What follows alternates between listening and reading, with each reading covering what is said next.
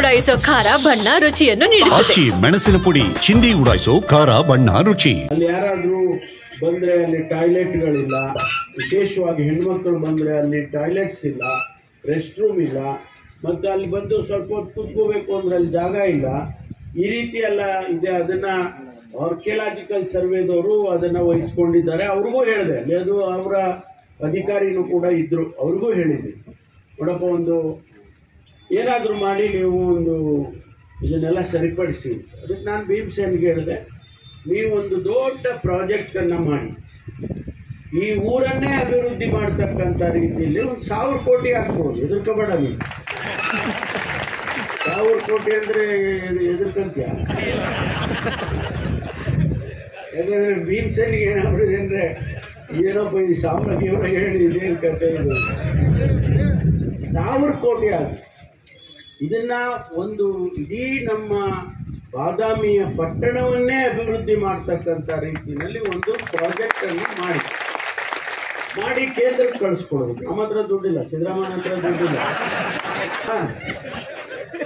ಸಿದ್ದರಾಮಯ್ಯ ಹತ್ರ ದುಡ್ಡಿಲ್ಲ. ಈಗ ನಾವೆಲ್ಲ ನಿಮಗೆ ಕೊಟ್ಬಿಟ್ಟಿದ್ದೀವಿ, ಅಕ್ಕಿ ಬೇಳೆ ಎಣ್ಣೆ ಎಲ್ಲ, ಎಣ್ಣೆನೂ ಕೊಟ್ಬಿಟ್ಟಿದ್ದೀವಿ. ಇಲ್ಲೇ ಅವರೆಲ್ಲ ಎಣ್ಣೆ. ಇದನ್ನ ರಕ್ಷಣೆ ಮಾಡತಕ್ಕಂತ ಕೆಲಸ ಮತ್ತು ಊರನ್ನು ಕೂಡ ಇನ್ನೊಂದಿಷ್ಟು ಬ್ಯೂಟಿಫಿಕೇಶನ್ ಮಾಡೋದಕ್ಕೆ, ಸುಂದರ ಮಾಡೋದಕ್ಕೆ ಅನುಕೂಲ ಆಗುತ್ತೆ. ಅದನ್ನ ಕೇಂದ್ರ ಸರ್ಕಾರಕ್ಕೆ ಕಳ್ಸೋಣ. ಅವ್ರ ಹತ್ರ ದುಡ್ಡಿದೆ, ಬೇಕಾದಷ್ಟು.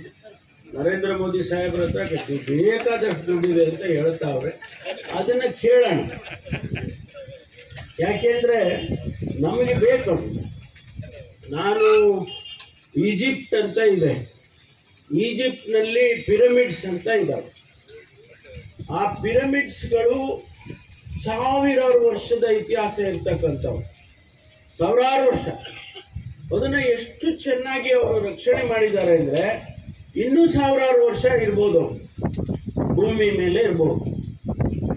ಭೂಮಿ ಜಗತ್ತಿನ ಇತಿಹಾಸದ ಜೊತೆನಲ್ಲಿ ಹೋಗಿದೆ ಅದು. ಇದು ಹಾಗೆ ಇರೋದು. 4ನೇ ಶತಮಾನದಲ್ಲಿ ಅಂದರೆ 1500 ವರ್ಷ ಆಯ್ತು.